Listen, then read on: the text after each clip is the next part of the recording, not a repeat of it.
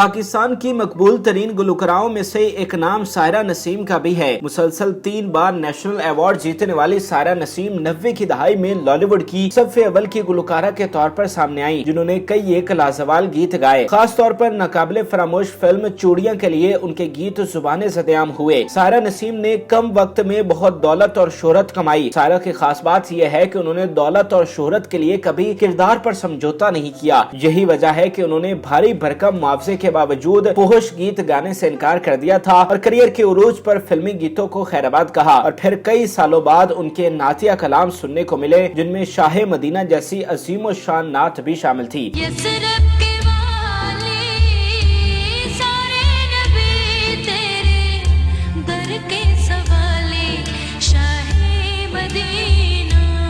बुल्ले शाह की नगरी कसूर में पैदा होने वाली सायरा नसीम को कम उम्री से ही गुलकारी का शौक था। जिस उम्र में लड़कियां गुड़ियों से खेलती हैं, उस उम्र में सायरा मलका तरन्नुम नूर जहां को सुना करती थी, क्योंकि उन्हें मैडम बेहद पसंद थी और उन्हीं को सुनकर सायरा ने गुलकारा बनने का फैसला किया। सायरा को 11 साल की उम्र में स्टेज पर परफॉर्म करने का मौका मिला, जिसमें उन्होंने मैडम का मारूफ गीत जो भी कवांगी मैं सच कवांगी गुनगुनाया था, जिसे हाजरीन ने काफी सराहा। सायरा नसीम ने गुलकारी का बाकायदा 1987 की फिल्म हमसे ना टकराना से किया, जिसकी कास्ट में जावेद शेख और नीलो लीड रोल में थे। सायरा इस हवाले से खुशकिस्मत रही कि उन्हें पहला फिल्मी गीत गुलकारी के बड़े नाम मसूद राना और मुनीर हुसैन के हमरा हाज़ा मिन फजली रब्बी दौलत कहां से लब्बी रिकॉर्ड करवाने का मौका मिला।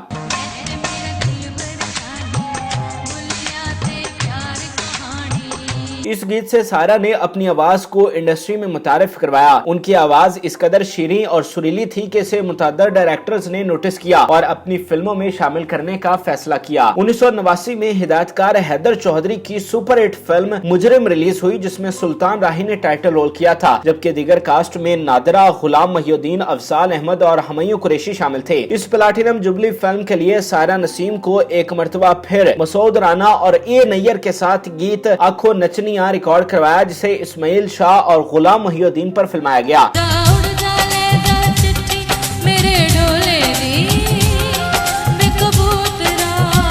इस शोक गीत ने सायरा को बहुत पजीराई बख्शी, जिसे वो एक बाकायदा प्लेबैक सिंगर रजिस्टर हो गई। सायरा ने अपने करियर के आगाज में हमेशा मिकदार पर म्यार को तरजीह दी। यही वजह है कि उन्होंने पे दर पे फिल्मी गीत नहीं गाए, सिर्फ इन फिल्मों के लिए अपनी आवाज का जादू जगाया जो उनके म्यार पर पूरा उतरती थी। 90 की दहाई सायरा के लिए मिसाली उरूज अपने साथ लाई थी, जिसमें उन्होंने 50 के करीब फिल्मों के लिए गीत रिकॉर्ड करवाए, मगर जिन फिल्मों के गीतों ने उन्हें ब्रेक थ्रू दिया और गुलकारी के मैदान में अमर किया, वो फिल्म बाबरा, संगम और चूड़ियां के थे, जिन्हें आज भी वही मकबूलियत और शोहरत हासिल है। फिल्म बाबरा 1992 में रिलीज हुई, जिसमें सुल्तान राही ने टाइटल रोल किया था, जबकि उनका बेटा हैदर सुल्तान, अदाकारा साइमा साहिबा, आरिफ लोहार और शाहिदा मिनी वगैरह कास्ट का हिस्सा थे। फिल्म में सायरा का वाहिद पंजाबी गीत ओ चन मेरे मखना था, जिसे आरिफ लोहार के हमरा रिकॉर्ड किया गया। इस गीत को शाहिदा मिनी और आरिफ लोहार पर फिल्माया गया था।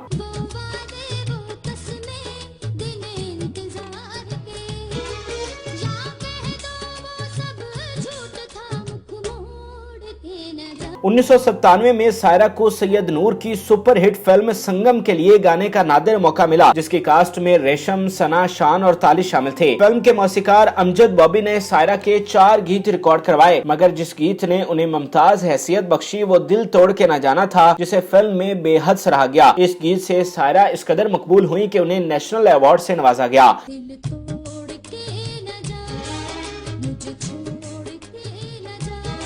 सायरा को गीत दिल तोड़ के न जाने से मिलने वाली तारीफें खत्म न हो पाई थी कि 1998 में सैयद नूर अपनी हिदायतकारी के मास्टरपीस चूड़ियां के साथ नमूदार हुए, जो उस साल की सबसे बड़ी फिल्म साबित हुई। इस फिल्म ने पाकिस्तानी फिल्म इंडस्ट्री को अपने पांव पर खड़ा कर दिया था, जो डायमंड जुबली की हकदार ठहरी। फिल्म की मेन कास्ट में साइमा, मोहम्मद राना, सना, नरगिस, शफकत चीमा, बहार और नगमा शामिल थी। फिल्म में सायरा के 4 गीत शामिल हुए। फिल्म में नरगिस और मोहम्मद राना पर अक्सबंद होने वाला मारूफ और मकबूल गीत नेड़े आ सालमा वे था, जिसमें सायरा ने अपनी डाइवर्सिटी का खुलेआम मुजाहरा किया। अगरचे इस गीत पर उन्हें कई हलकों ने तनकीद का निशाना भी बनाया, मगर ये गीत उनका तारुफ बन गया था।